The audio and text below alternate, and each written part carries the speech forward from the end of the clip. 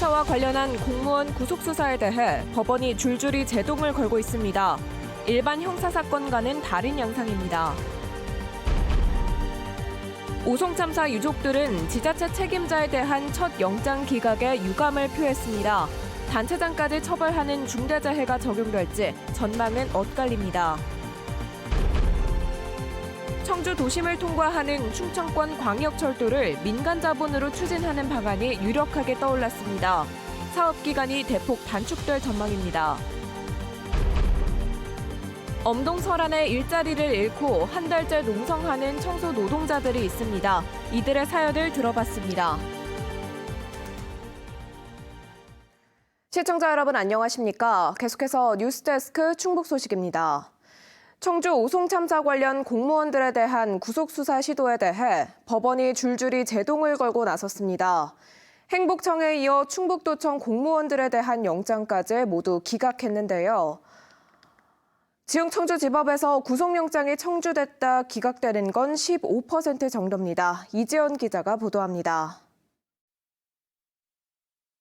청주 오송 지하차도 참사와 관련해 영장이 청구된 충청북도 공무원 2명이 모두 구속 위기를 면했습니다.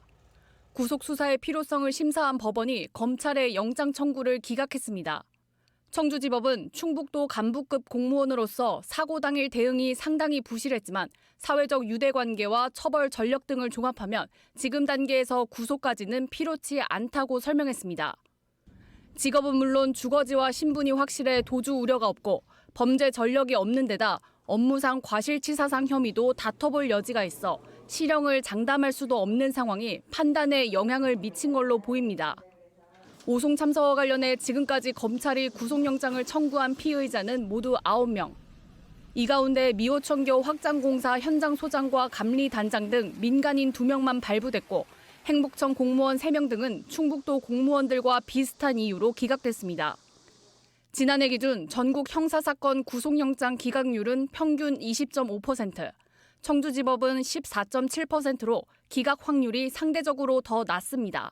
10중 2 정도가 기각이 되는데 여기는 거의 9중 2밖에 발부가 안 됐단 말이에요. 무리한 구속영장 청구였다. 그런 비판을 피하기가 어려운 그런 상황이 됐다라고 보고.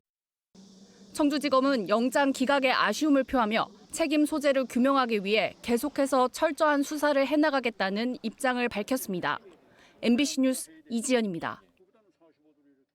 충청북도 간부 공무원들에 대한 구속영장이 기각되면서 유족들과 시민대책위원회는 즉각 유감을 표했습니다.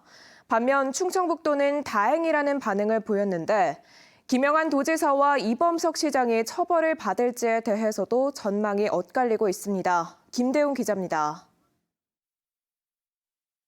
구속영장이 기각되자 오송 지하차도 참사 유족들은 안타깝다는 반응을 보였습니다. 지금 이미 많은 시간이 지났는데 조사를 빨리 하고 그리고 구속을 시켜야지 그 다음 단계로 진척이 될 수 있으니까. 시민대책위도 유감을 표했지만 재판부가 구속영장 기각 사유에서 사고 대응이 부실했음을 인정한 부분은 의미가 있다고 말했습니다. 면죄부를 준 기각 결정은 아니기 때문에 시기의 문제라고 보고 있고요. 이번 재판부가 그 부분과 관련해서 중대재해 처벌로 반드시 책임을 물어야 한다고 생각합니다. 충청북도는 공식 입장은 내지 않았지만 영장 기각에 안도하는 모습이었습니다. 충청북도 관계자는 해당 공무원들이 정신과 치료를 받을 정도로 힘들어했다면서 증거인멸과 도주 우려가 없었던 만큼 구속할 사안은 아니었다고 말했습니다. 충청북도 공무원의 업무상 과실로 다수의 사망자가 발생했다는 혐의에 대해 첫 구속영장이 기각되면서 향후 수사에도 어느 정도 차질이 불가피해졌습니다. 특히 김영환 충북지사와 이범석 청주시장을 중대시민재해로 처벌하기는 어려울 것이라는 예상도 나오고 있습니다. 충청북도는 오송 지하차도 참사가 갑자기 제방이 무너져 발생한 이른바 불가항력이었기 때문에 중대재해처벌법을 적용하는 것은 무리라고 주장하고 있습니다. 반면 부실한 대응으로 참사를 막지 못했다는 범죄 혐의점이 어느 정도 인정된 만큼 충분히 도지사나 시장을 처벌할 수 있다는 분석도 나옵니다. 발부는 안 됐지만 범죄 소명 자체에 대해서는 부인한 게 아니기 때문에 오히려 중대재해처벌법에는 더 다가갈 수 있는 거 아닌가 하는 생각이 듭니다. 변호사와 시민단체로 구성된 시민진상조사위원회는 오는 31일 오송 참사 중간조사 결과를 발표할 예정이어서 참사 책임을 둘러싼 논쟁은 더 깊어질 것으로 보입니다. MBC 뉴스 김대웅입니다. 국가 책임으로 추진되던 청주 도심통과 광역철도가 민간 자본으로 건설될 전망입니다. 민간에서 사업 의향서를 제출하자 대통령이 직접 민자 전환을 발표한 건데 어떤 변화가 있을지 정재영 기자가 취재했습니다. 지난해 추진이 확정된 청주 도심통과 광역철도. GTX로 불리는 수도권 광역 급행열차처럼 대전과 세종, 충북을 잇는 대중교통입니다. 예산이 2조 원 이상 투입되는 만큼 사업성을 따질 예비 타당성 조사가 막 시작됐는데 정부가 돌연 민자 전환을 발표했습니다. 최고 시속 180km급의 XTX 프로젝트를 추진할 것입니다.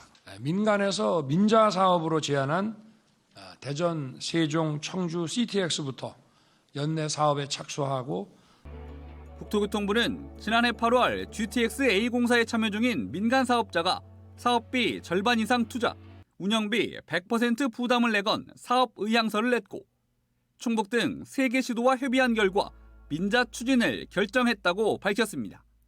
4월까지 민간에서 공식 제안서를 접수하면 진행 중인 예탄은 철회하고 대신 민자 적격성 조사를 의뢰할 계획입니다. 안정적으로 사업을 가져가기 위해서 민자철도로 빠르게 그리고 지자체 부담을 덜어가면서 갈 수 있으면 좋지만 민간 사업자가 추진 제안서를 제출하지 않았을 때에 대비해서 제출할 때까지는 재정사업 예타로 계속 진행을 할 계획입니다. 민자 방식의 가장 큰 장점은 사업기간 단축. 국가와 지자체의 비용, 즉 재정사업으로 추진할 경우 보통 공사에만 8년 넘게 걸리는데 기간이 길수록 손해인 민자는 6년 안에 공사를 끝내기로 한 겁니다. 적격성 조사 기간도 예타보다는 1년 정도 짧습니다.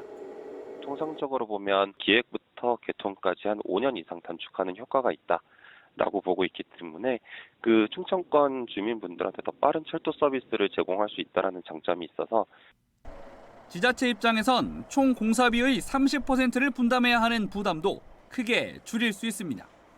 민간이 약속대로 사업비의 절반 이상을 투자하면 나머지의 30%만 분담하면 됩니다.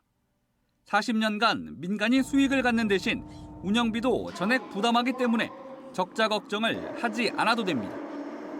국토부는 민자 투입에 따른 이용료 상승 우려에 대해선 재정철도 대비 2배를 넘을 수 없고 정기 이용객 할인 제도인 K패스가 적용될 것이라고 설명했습니다. MBC 뉴스 정재영입니다. 청주 눈썰매장 붕괴 사고와 관련해 운영업체 대표와 현장 책임자가 업무상 과실치상 혐의로 불구속 입건됐습니다.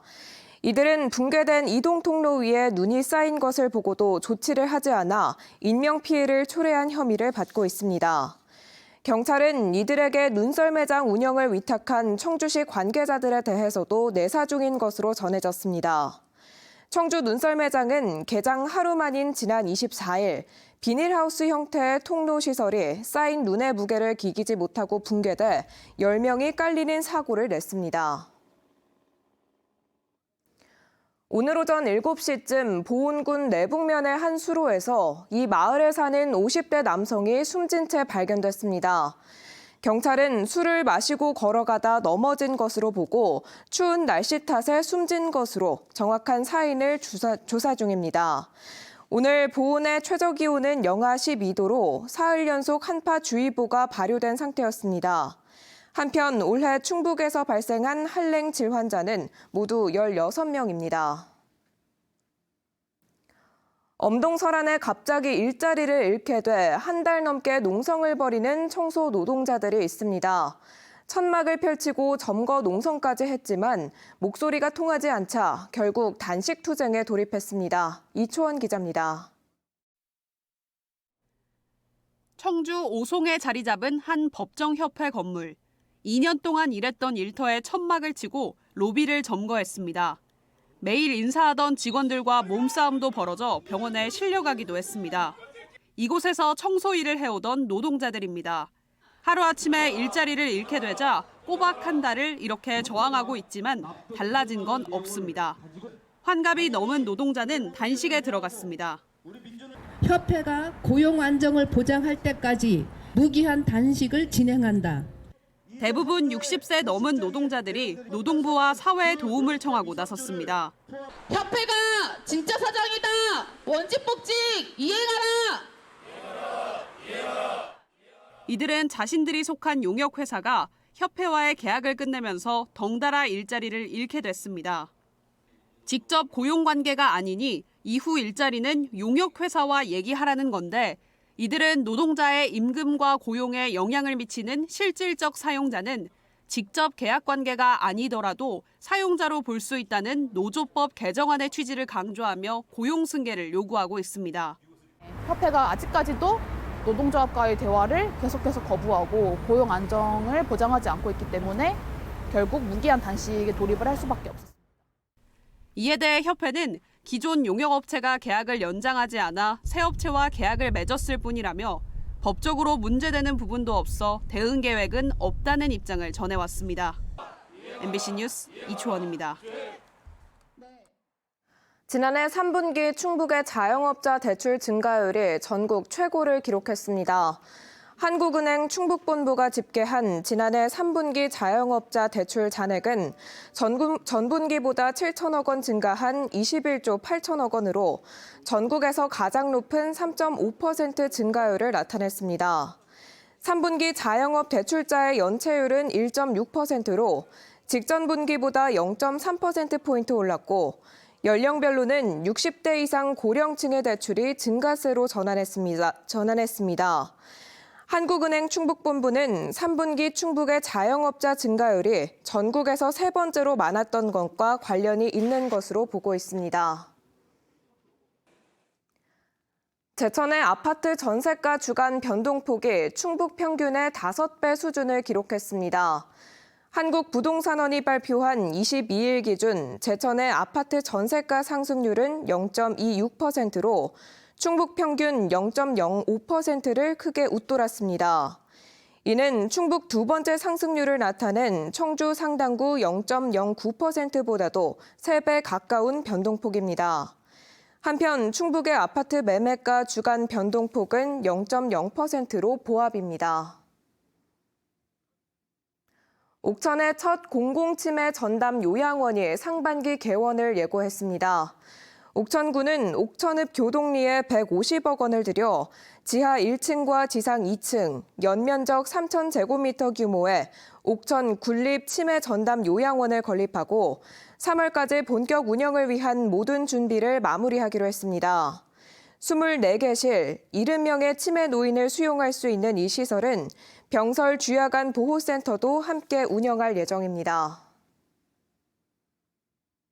자신이 근무하는 초등학교에서 학생을 성추행한 방과후 교사에게 중형이 선고됐습니다. 청주지법 형사 11부는 2022년 청주의 한 초등학교에서 13세 미만 아동을 성추행한 혐의로 기소된 방과후 교사에게 징역 6년을 선고했습니다. 재판부는 선생님에 대한 신뢰를 이용해 가장 안전해야 할 공간인 초등학교에서 학생을 성추행한 것은 죄질이 매우 나쁘다며 엄벌이 불가피하다고 판시했습니다. 충주시가 오는 2040년까지 인구 25만 도시를 만들겠다는 계획을 발표했습니다.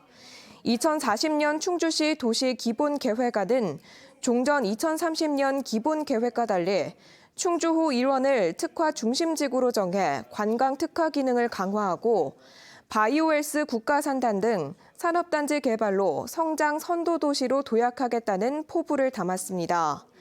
충주시는 전문가와 시민을 대상으로 공청회를 열고 다음 달 7일까지 시민 의견을 수렴할 계획입니다. 지금까지 뉴스데스크 충북 소식이었습니다. 고맙습니다.